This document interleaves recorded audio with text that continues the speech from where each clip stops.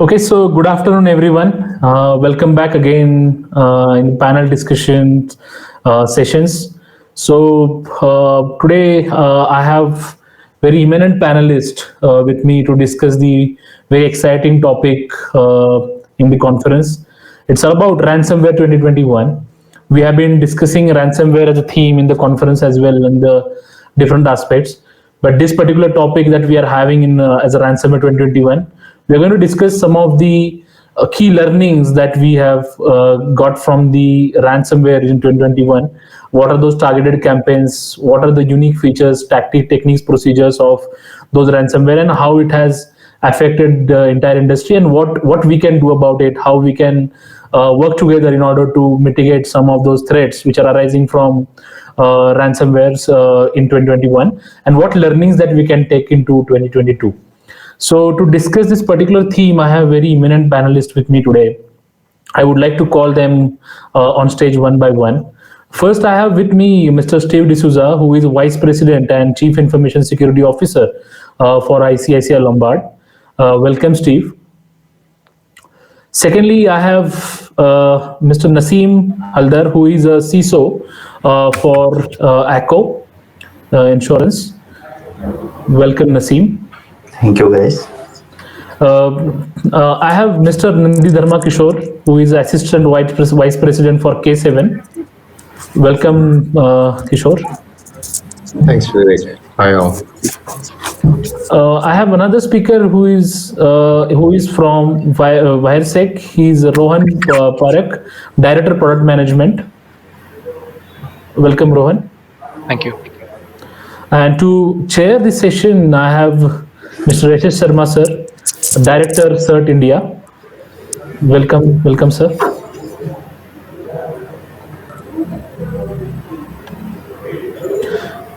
So with that, I will hand over to AISSS Sharma, sir, to chair this session and to set the context for the session. Over to you, sir. Thank you, Vivek. Good afternoon to you all. I'm sure we are having an exciting session this time and fruitful discussions in the AISSS forum. I hope I'm audible. Yeah. In this session, we want to essentially discuss about the latest trends in the ransomware campaigns in the year 2021, what we are seeing now. And mainly ransomware, we all are aware, particularly cybersecurity community, about the serious threat that can be posed by the ransomware. We are seeing global reports. Many of the industry globally as well as in the country has been affected by the ransomware attacks.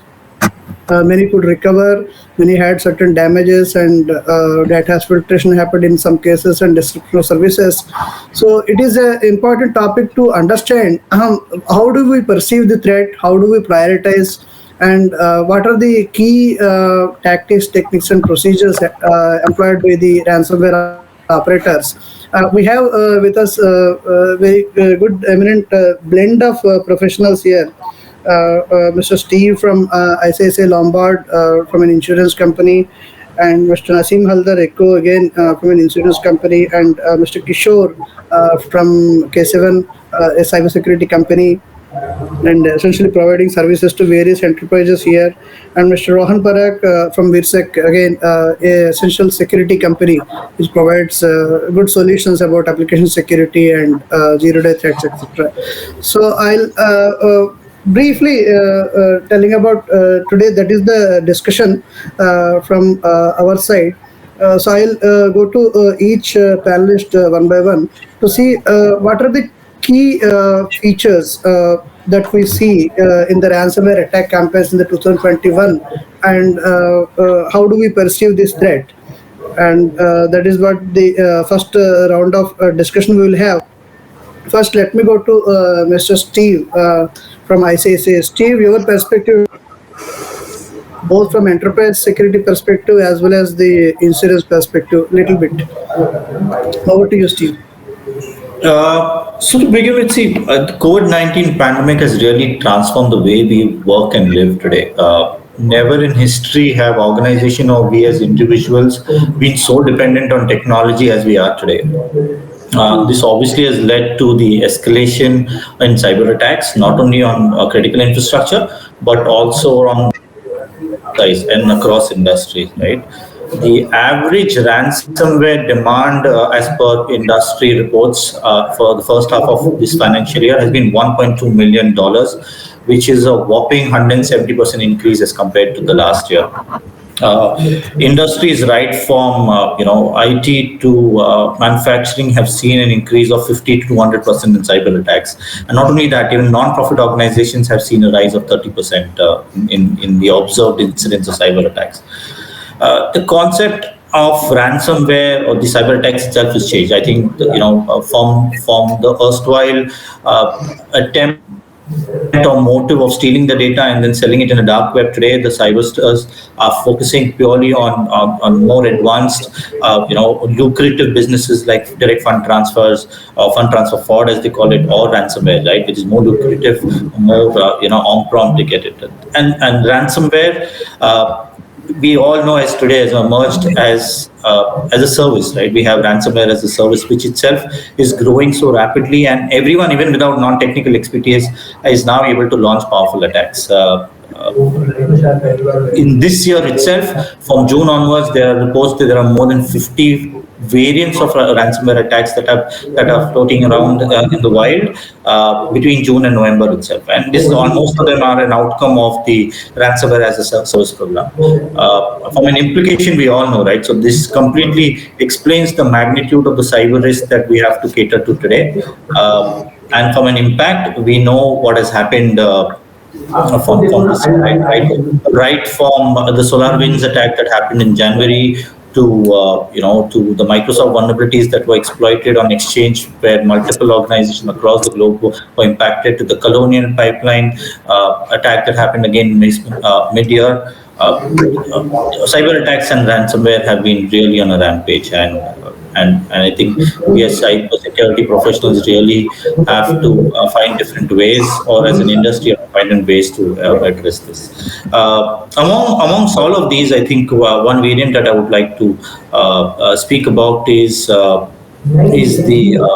Phoenix crypto locker, and this was one of the reason for well-known insurance organization in the West that got impacted this year. And the modus operandi of this attack primarily was it took advantage of weak RDP configurations or compromised virtual private network connect configurations.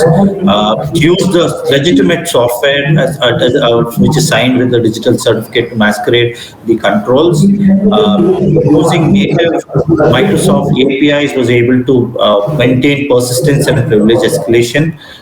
Once it is into the system and be able to execute the files, it enumerated the entire system and directories and encrypted the target files. And from a communication back outside, using encrypted channel, it uses it to come to connect to the command and control server. So unless you have, again, given that the encryption, the communication itself is encrypted, unless you have very strong SSL decryption and other controls in place, you'll not be able. So this is the sheer evolving and different types of attacks and ransomware that we are seeing today, and to deal with is really getting challenging. But yes, that's what we have.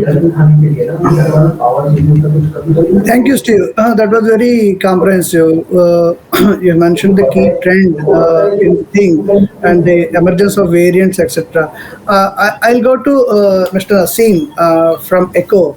Naseem, what is your perspective and threat perception about ransomware? Sure. First of all, I should say, Steve has said, very good context about what is exactly going on the industry side. So I will try to touch. I will not try to touch that industry side. Let me, talk about something as a personal security area. I think that is something in a lot of cases we are missing. So if we talk about ransomware or malware, if I think might be I was in if I take myself might be 10 years ago, I started my career as a malware analyst. So I think I started my career. I thought any malware we're doing a static analysis, we're doing a dynamic analysis, we try to get the string, we try to get what are the files coming up, and how exactly our antivirus solution is going to catch those, either those file stings or those their hashes. So that was the strategy we usually do when we are try to basically detect any malwares. So nowadays this structure has been completely changed. I can recall there was a malware that I have analyzed, might be before 6-7 years ago. Thing is that there's just an MP3 file, and whenever you are clicking, it's just doing a beep sound. Sometimes the sound is changing. So this metaphoric nature was always there, and without knowing, earlier the attack vector was little different. They try to take your data without informing you, and they try to sold this data in a secondary market. Now the ransomware, the malware business has been changed. I think Steve talked about little bit about those things. Now they always try to focus the first I can say the primary market. Whomever they are taking the data, they want to ask, hey, this is the data I have about yourself. I want to get certain kind of ransomware to give you back this data. And I think today again, one of the things is that whenever this payment is happening, mostly this payment is happening through these cryptocurrencies. Again, it will be very challenging for all of us to track down without taking any name, any reference. I have seen a couple of very senior guys, I can say top management of the organization, their personal data has been hacked or has been infected by malware or ransomware, where they are to recover those data, they already paid the amount in a cryptocurrency. When, to be very honest, those guys are from purely non-tech side, so they really don't know how to recover. Couple of cases I was handle those things by my own hand, so I know how these things are happening. So this structure is not only that attacking to that any enterprise or any industry, they are also targeting the people, I can say the top people or the senior guys who can afford this ransomware. So the market has been changed from an industry to individual as well. Over to you, sir. Thank you. That's a good perspective, Nasim. You you mentioned from certain perspective also a little bit trend what correlates when we see, suppose let us say to be rationalized 100 incidents of ransomware attacks over a particular period of, let us say 30 days, we see 50% are from the individuals and 50% comes from the organizations.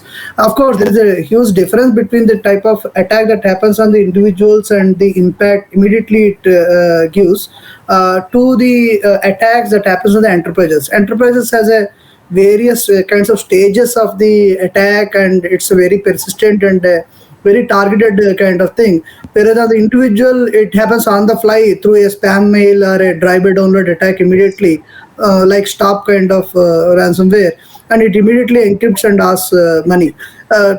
Anyway, recovery is of course next to impossible mostly, unless and until you have a definitive decryptor available.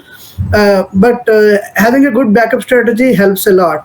But now with the double extortion that has come up since last 2 years, before exfiltrating the data, there we wonder from a certain perspective, when we handle incident, we have many gaps. I will come to that part later. Many gaps are there that are exploited by the attackers. But why the security solutions and tools that are there are not able to detect? Is there any problem in the configuration or deployment? Like if any data exfiltration happens, why a DLP solution properly configured will not detect that? These kind of things we want to know more about from Mr. Kishore and Mr. Roshan later. Kishore, over to you. Tell us how the security industry deals with these threats, and how far you have been successful or unsuccessful, where challenges comes from the collaborative working in the industry, how they are deployed, and your experience. Yeah, thanks, Mr. Sharma. I think you set the stage right, because you mentioned about, from mass untargeted attacks to, targeted attacks. Now, what happens usually in case of targeted attack is, attackers, they know in and out of your network and, what are the security systems out there. So we lately, like in the past, quarter or two, we have witnessed lot of RDP abuses. Right, RDP brute forces that are happening. Now, once the attacker gets his foot on the system, he disables all the security systems. It is not that security vendors are unable to or skipping these malwares. We already detect them. But what happens if attackers, because of weak security policy in the organization, if attacker can get complete administrative access and disable all the security settings and security products, it will be no matter what sort of security you have, that product will not be able to detect or prevent such attacks. Now, let me brief you some of the targeted attacks that we witness, as rightly mentioned by Steve, like SolarWinds, which was a APT attack by Cozy Bear in December 2020. The total estimated loss was 90 million. And the Colonial by DarkSide in May 2021, 5 million. JBS Meat Factory, FBI accuses Russian-linked hackers.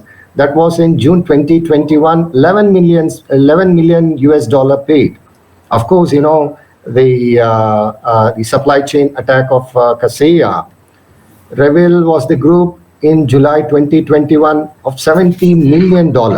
Now, when we see these numbers, like in millions of dollars, the attackers are, coordinated in such a way that they can bypass or find the weakest link in the chain to break the security.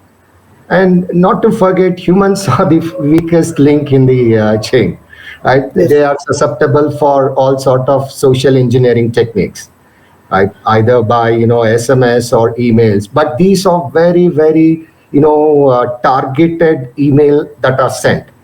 And we have also witnessed, instead from any unknown email ID, the attackers are using the compromised ID of the well-known vendor or the supply chain vendor of that organization, so it looks legitimate. And Yes. that too, they are making use of mail chains. So in the end of some long email chain, attacker attaches a malicious document or the payload. Obviously, it will bypass all sort of security. And of course, looking at the email address, looking at the content, because it is a reply for the mail which a vendor would have or organization would have sent, obviously they will be tricked to open that. Now, these are the techniques that we are seeing, which is clearly, because of, lapse in security policies, right? Maybe we can cover that later in the techniques or the security or the countermeasures from the security community. But the impacts that we have seen in ransomware are huge. I mean, revenue is lost due to the downtime, reputation is absolutely it is impacted because either customers or clients or even supply chain vendors, they may look for your competitors. Of course, you have to pay the ransomware, the cost of remediation, the legal cost, PR cost, new hardware or software cost, incidents response cost, insurance. Of course, we have Steve and Naseem, who will be probably touching on the insurance part. We need to invest on that as well. Now, apart from all this, the data that is lost, as Mr. Sharma rightly mentioned, we are not 100% sure even after paying this ransom, we can recover that. Yes. Right? That could be, your financial data, confidential data, intellectual property, or personally identifiable information, or including, the business data. Now, all this, apart from this, individuals or employees of a given organization, they are citizens of a particular nation. Of course, if there is a, citizen data loss, that will directly impact the national security. I think we also need to consider that very seriously, because all this ransom amount could be used for terrorist activities. Right? Probably we can touch on the tactics and techniques later and the counterpart later. But I'm as of now, I'm going to leave it with this, that irrespective of no matter whatever the security that we have, we need to have proper people, I mean, train people, processes, and product in place to make sure like we combat not only ransomware, but any sort of But any cyber attacks. Right. Very good point, Kishore. What you mentioned, we particularly from third perspective worry many times when ransomware attack happens. The data that is lost or exfiltrated by the attacker, and when double extortion ransom comes, the data is a very PI of the customers, and it goes on to the reputation of the company as well as the liabilities, legal liabilities also, and the ramifications are huge actually. The data that is being sold or leaked, when they don't pay, these guys leak responsibly, and then it causes lots of personal problem for the citizens also, because of the phishing attacks, peer phishing that can happen with the whatever attributes already available, like email, mobile number, some last four digits of the card, those kind of problems. With that, I'll hand out to Rohan. What are your perspective on the trends and technical problems, and any promising solutions coming up for these threats? Your experience, your perspective. Yeah, thank you so much, Mr. Sharma. I must say it's a privilege to be a part of this panel. Now, obviously, I think for last 3 or 4 years, we've always said that, cybersecurity has now got the focus it has required. But I would say, I've seen it kind of much more impactful this year. Probably two terms, ransomware and crypto, are like on everyone's tongue, right? People know about both of those things. One of my CA friends asked me about both those things, and obviously he had more interest in crypto being an investor, but then he was concerned about ransomware also, because he was dealing with a lot of customer specific data, right? A small private practice, but he is dealing with a lot of customer data, financial reports, etc. So I think, and at the same time, globally, if you'll see, potentially we have seen the first time where attack like ransomware has led to loss of lives also. There has been some attribution to loss of life, right? So it is going into that direction where we are seeing some action. The nation states are actually kicking in. You see, there were some ransomware groups that were taken down not once but twice. And I think it will have some impact on the way this double and triple extortions have been going on. This is how I feel at the moment, right? Because it won't be very easy for the threat actors to upload or dump terabytes of data somewhere and extort money from people. So there'll be other factors, so to say, for multiple level of extortion. Denial of services we are already seeing. Second thing could be, as Sharma sir, you said, right, around privacy of the individuals, right? Targeting the end user of those organizations and saying that this is your data, go and talk to this particular vendor of yours or this organization where your data is being leaked, right? So, and the other direction that I am very strongly kind of convinced that this will go is towards more cloud native stuff, right? I think everyone is still worried about what happens to object storage like S3. Will that be a target of ransomware? But I think it's just a matter of time before we see those kind of things happening. Not really a problem, attributing to the service provider, but due to, of course, misconfiguration. Right? And the last kind of trend that we are seeing is a lot of it is very, very genuine activities, right? Unless those things come out, unless the IOCs are revealed, these actions, these TTPs would appear to be very genuine. One of the NAS providers whose boxes were vulnerable and they were compromised, the files were being encrypted using 7-zip archiving utility, right? Nothing bad about it, but then those kind of activities are also happening. Funny enough, and for past couple of years, we have been showing demos to our customers where we are showing that you don't need an actual ransomware to run ransomware. You can just use an archiving utility also. So yeah, I think there are two things that these are the two trends that I see. One is more cloud native stuff will get targeted, and there were some traces to it. And of course, I think one last thing I probably also add is remote code execution or 0 day, essentially public available exploits, right? Log4j is another example, probably not yet attributed to a ransomware, but it's only a matter of time. It's But already- yeah. Exchange Server, Kaseya, WordPress of late, some plugins also. A lot of these public-facing services will be at cause of first level of infection. Yeah. Over to you, sir. Thank you, Rahul. That is an important point what you mentioned. In fact, I forgot in the initial comments. The ransomware are the gangs who are coming towards the cloud servers, and that is an important factor we have seen. In fact, in early January 2021, we published an alert, a guideline alert kind of thing to prevent data breaches and data leaks. Community can have a look at that. One of the prominent vector that has been exploited is insecure and exposed cloud servers, and the credentials of the cloud managing also have been stolen. Particular tokens have been stolen by the attackers. When we handle the incident, we have seen that because the token was not protected properly, that was stolen and that has been used to sort of steal and then delete the data. That has happened. And we have also seen, as part of incident handling, I should mention some of these trends here. It is very amazing to see and very astonishing.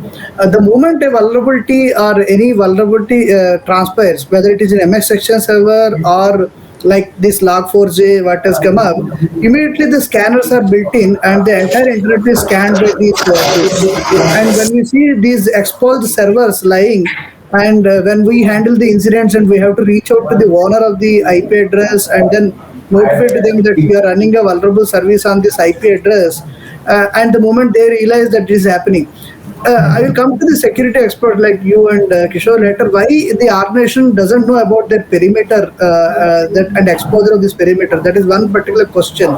A continuous scanning of the perimeter within and outside the organization is one requirement is there. We have also seen. I don't want to name as a principle about the ransomware gangs, but particular ransomware which was affected lots of small and medium enterprises and the organizations across our country as well as globally. That has exploited at only two vulnerabilities specifically. CVE 2021 22893, Pulse Connect Secure Gateway, and then another one is CVE 2020-5902, that is Big IP Traffic Management User Interface. These two are the public interfaces, publicly available.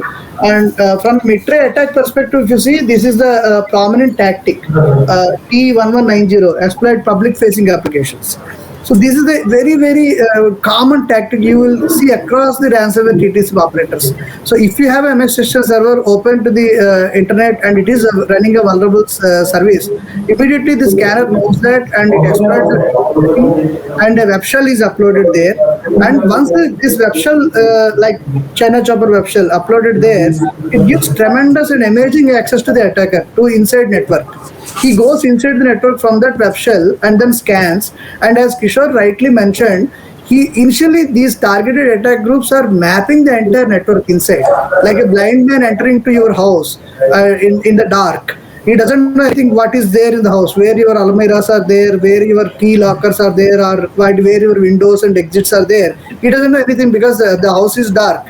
The guy is completely mapping the entire your house.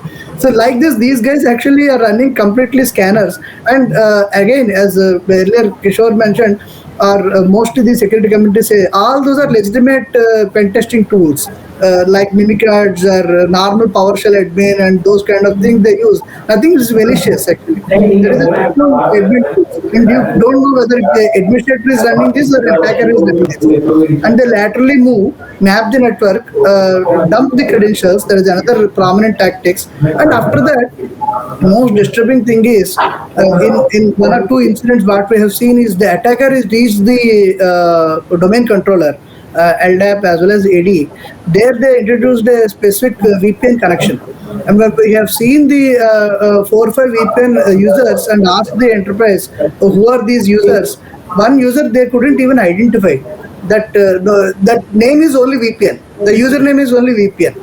They said that we have not created this. We don't know what is the role this is assigned to. Rest of the 4 or 5 are by name of the person working there. So that's strange, and it has all the privileges. And from the AD, they were controlling the entire infrastructure and putting up remotely accessible tools there. And this VPN was accessed from foreign locations which are not authorized. So this entire thing has been missed by the firewalls. See, one particular thing that we see is even you run the SOC and SIEM, lots of data fatigue is generated. Unless and until you have someone else who is fresh in mind and legs and coming in and seeing a threat hunting and red teaming perspective, the normal system administrator or even your L1, L2, L3 analyst of the SOC, we have a doubts. It's not their fault actually. What happens is, suppose today Log4j has come, the entire focus goes there. In this meanwhile, while you are patching the Log4j vulnerability and desperately searching your enterprise for that particular thing, vulnerable components, this another attack happens, which exploits your public Citrix facing device and coming from over there. And to the contrast, I will just finish my trends part and then I will go to the experts again, another round.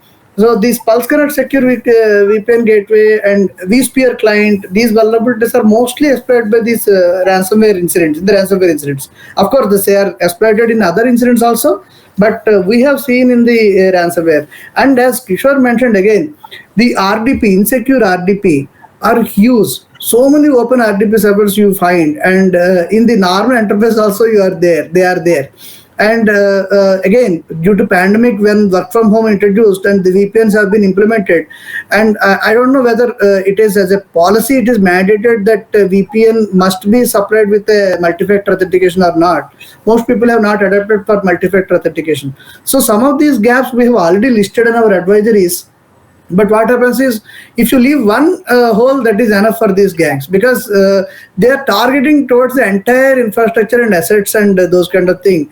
Even if you have one flaw, and one process flaw, or one technical flaw, that is enough for them to enter. And once they enter, they are persistent and they identify the very critical networks, and they reach to the critical servers and do that. So with that, I go to again the eminent panel again in the second round. What are the TTPs and what are the security solutions you rely on today? Steve, your take on that. What is the trends you observe and where you should invest more and where you feel is much better prospect is there from a security angle? See, from the risk to organization perspective, there's a saying, right? Now there are only 2 types of organization: the ones which have got impacted and the ones which will be impacted. So it's a matter of time that every organization will have something or the other from whether it's a probe or what. And Log4j with the last 3-4 days is only giving a glimpse of what days are to come ahead. TTPs we discussed, right? It could be anything, right? From RDP connection or a weak VPN, something we just mentioned, not having multi-factor authentication or not having strong user access management to review whether these users, if there's anything new that has come, or for that matter, file integrity management kind of a solution where there are any changes that are made to your core assets like AD. Things from there to, I spoke about ransomware as a service. The very fact that today there is no need to be technically skilled. There are in the dark web, there are people who are saying that for $170, I have written a completely new code from scratch. You can use this and it will evade all the sandboxes, the anti-malware solutions and all of that. So I think from a control perspective, you need to have the standard controls, but what is more important is having the hygiene and the policies configured very well. So you need your traditional next generation firewalls, you need your DDoS protections, you need your WAF, you need your zero trust network, you need all of these solutions, you need a strong EDR. With going on cloud, you need a good cloud posture management solution. Being part of now with use of containers and serverless technology, again, you need some solutions out there, because the traditional antivirus or host solutions or host management solutions will not help. So all of these technologies will be there from what you require as an organization to control. But I think apart from all of this, from responding to an incident, as I said, given that some organization will be impacted today or tomorrow, what is more important is to being ready. And how do you be ready? First of all, have the right forensic partner aligned to you, or have the right skills within your team to be able to do incident management. That's I would say is the first point, over and above the technology and the controls that are there. Secondly, have your cyber crisis management or response plan really well, not only documented but tested as well. And when you say testing, at least doing a simulation, if not, more frequently, at least once a year, or as per your appetite of the organization. I think these are two very fundamental things. Given that something will happen, how would you respond with your forensic partner or with the right people that you have, and having this plan in place. Obviously, backup strategy is not good enough today, because we're seeing the backups are being encrypted. So just having a backup, in cross location backup or a different site backup is not good enough. I think the traditional offline backups are really a must, because probably they are the ones that will be able to save you, at least to fall back to some data where your RPO may be a little longer, but you will have the data with you. And as I mentioned, baseline security, your hardening practices, your patch management practices, ensuring a minimum level of access and the access controls that are there is a must.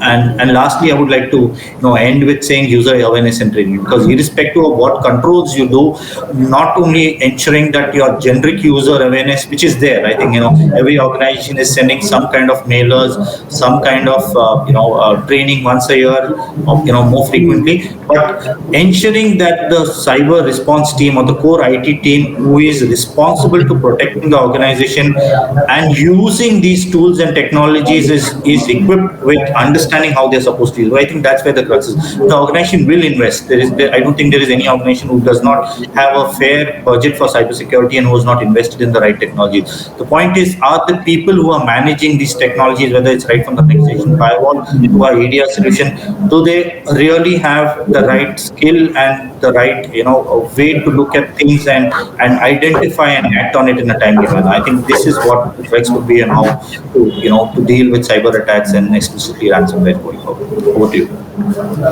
Good point, Steve. Mostly you covered almost all the security canvas that is possible. Yes, I completely agree with you. And that skill set part is also very, very important. Having a context and reacting and searching for that particular malicious thing out of all these alerts coming in.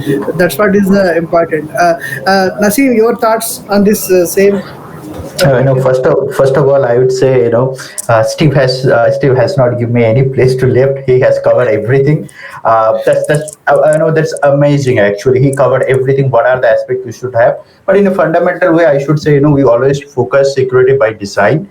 Whenever I'm writing some code, let's have something. Today DevSecOps is already in the market. You have CI/CD pipeline. If you do a continuous integration or development, at the same time, we also need to think how we can continuously check our vulnerabilities at the code level. How exactly we are going to if I take some data, PI data, how exactly I'm going to store the data. That perfect encryption should be there, and you should always work on that posture side or maturity side of the security. So I think these two things, I think whatever Steve had covered, these two things we should focus. And maturity, or there are in certain cases, Steve already told something like backup data can help you, but I believe there are certain cases backup is not going to help. Let's say I'm sharing my fingerprint or my retina with some companies, and they are storing this data raw. They are not encrypted properly. If I lost that data, that I will never able to recover that data. It's gone. So that is something it's going it's going out of our control. We may need to be more cautious. We may need to be more educated in terms of cybersecurity. And I think Sarma sir already discussed that certain things are going very against of our country. We really need to look for all these things. And there are certain things, there was certain article I was just going through, especially this online, I can say online stranger meeting platforms. That's become one of the most dangerous area. I have seen, people are there, people are sharing links, for some private chats and all these things, and by those links you are going to compromise your own device. Companies or industries or organization have certain level of compliance, certain level of controls over there. We I would say, we may need to more focus about our own personal security, or or I can say privacy as well. Over to you, sir. Thank you, Nasim. Good points. Kishore, particularly where you will advise organizations to focus and invest, and how can they leverage capabilities of security companies like yours? Right, exactly. As you mentioned, like MSMEs are still vulnerable, right? They think like we are too small, so the attacker can attack us. But in reality, that is not the case. Now, Yes. irrespective of the size of the business or vertical, it is important the three aspects, three factors of enterprise security. That is, people, product, and process. Now, let us look at one by one. Um, from the people perspective, I think, in my opinion, people are the weakest link in the chain. It is a must, as Steve rightly mentioned, like the mandatory cyber awareness program for all the employees, irrespective of whether they are in HR department, finance department, IT, or development, testing, irrespective of the department. The organization must have cyber awareness program. Not only that, they should be always, constantly notified about the latest threats that are happening, especially with respect to their vertical, whether they are in medical or financial sector, and so on. Right. So threat sharing is very much important. So people who are securing the environment, I think they have to collaborate. As Steve rightly mentioned, there is no silver bullet. Right? We have various security products at the peripheral, gateway products, firewalls, network intrusion prevention, like that, host intrusion prevention, EDRs, AVs. We have plethora of security products. But what is important is the coordination and the integration of all these security solutions. That is more important. So the integrated security solution is one that anybody would opt for, along with the backup of timely service from the security vendors. That is more important.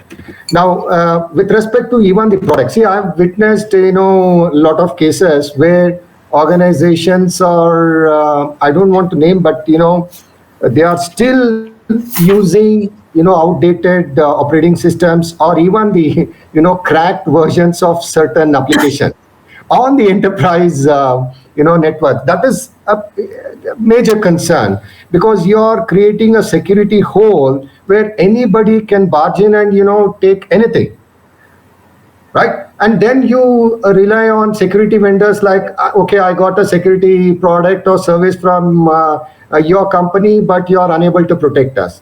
See, these are the some of the loopholes that we have seen, like using cracked software, sharing the entire drive. Imagine like the C drive and D drive, the complete drive was shared with the systems on the network, which did not have any sort of security product on it, right? So awareness is the first point that I would suggest. And the second point is making use of legitimate softwares and keeping them updated in a timely manner. Because like for example, like whatever that we are witnessing lately, log4j, if people are not updating for this, and then they come to security vendors telling like we have been breached, right? So the process again matters a lot. We need to have a very strict security policies and processes in place, so that the collaboration among people, product, and processes, that will give you some sort of protection for these cyber attacks. I'm not going to stop there. Apart from this, there is a huge need with the coordination and collaboration among government agencies, various verticals, security vendors, academia, so that we all work together in a timely manner to combat this. Let us take the case of, the Ladybird. There were about, 6 to 7 countries, Netherlands, Germany, US, UK, France, Lithuania, Canada, and Ukraine. They worked together to shut down the Emotate infrastructure. Otherwise, it probably wouldn't have possible for one nation to, counter such attacks. So I think there is not only within the organization, within the country, and across the borders, we need to work together to combat this.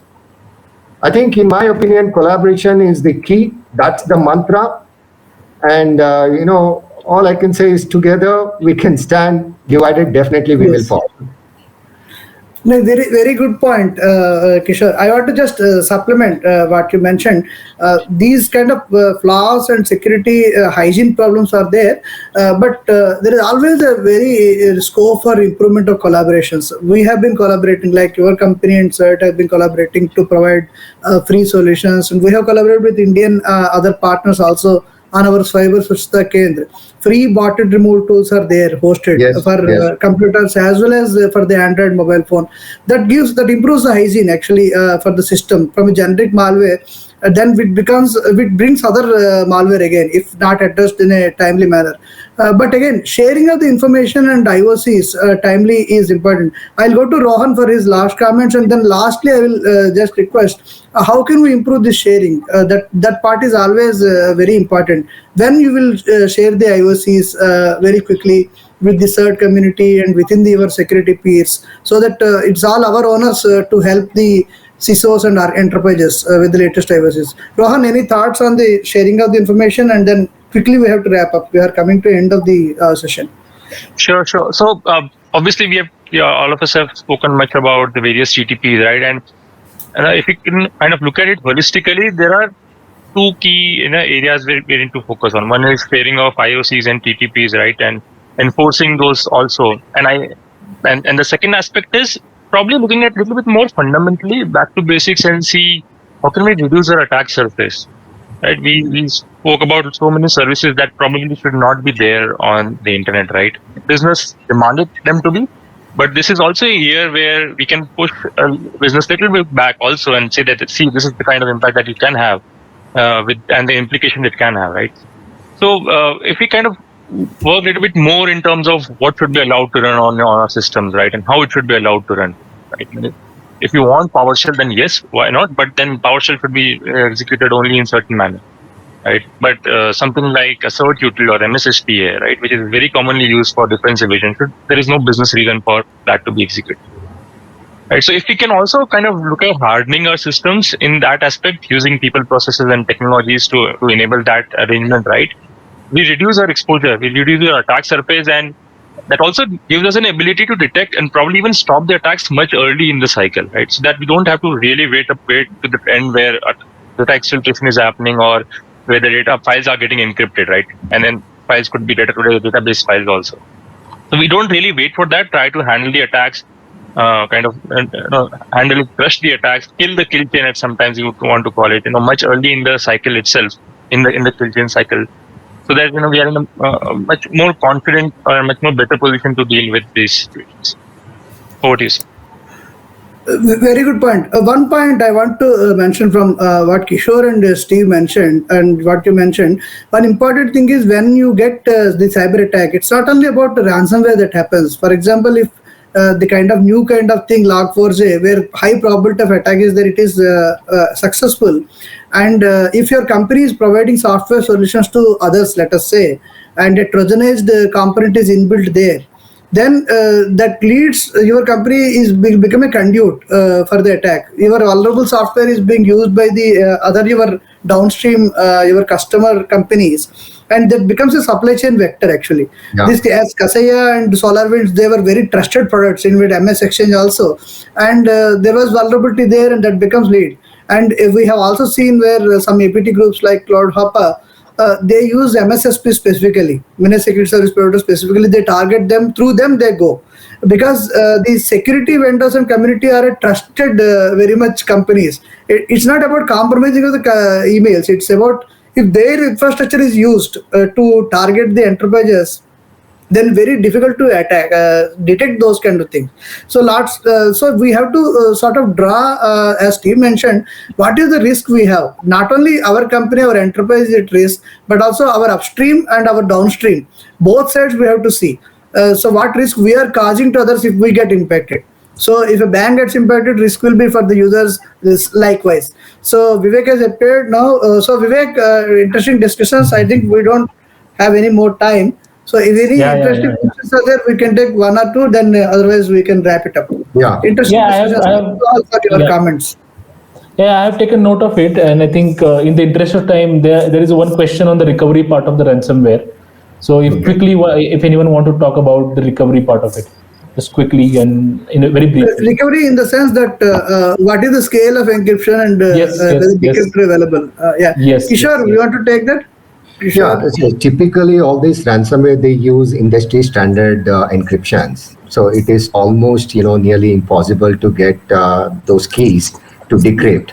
Well, that being said, it is always better to prevent because of, multiple extortion levels. It is not just, the data that can be recovered from the encryption key, but also there is a, multiple extortion that is happening. The data has been threatened to be sold to your customers or in public, or even your network information is used to, cause the DDoS attack. So it is not just about decrypting the data.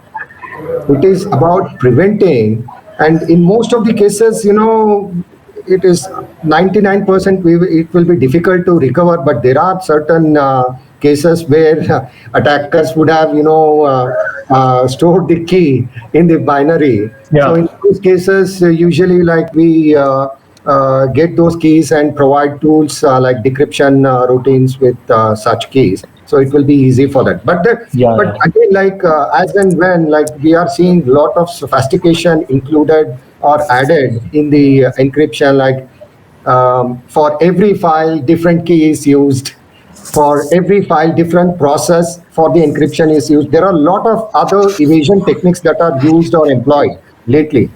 And definitely, like when you're targeting, if I'm an attacker, if I am targeting, tens or hundreds of millions of dollars, definitely I would make sure like this is not able to, decrypted by some other means. Yeah, right. Okay, thanks, Kishore. Sir, in the interest of time, other speakers are waiting. We have to conclude, but very interesting discussions. We can definitely connect offline. Thank you, SS Sharma sir, for moderating session nicely, and thank you other speakers. Thank you all panelists. Thank you so much. Have a nice day. I have taken some 2 points. Thank you all. We will all meet in person next in the next session. Next AISS will be. I look forward to meet you all and discuss more on this kind of things. Thanks. Thanks one and all. Thank you. Thank you, everyone.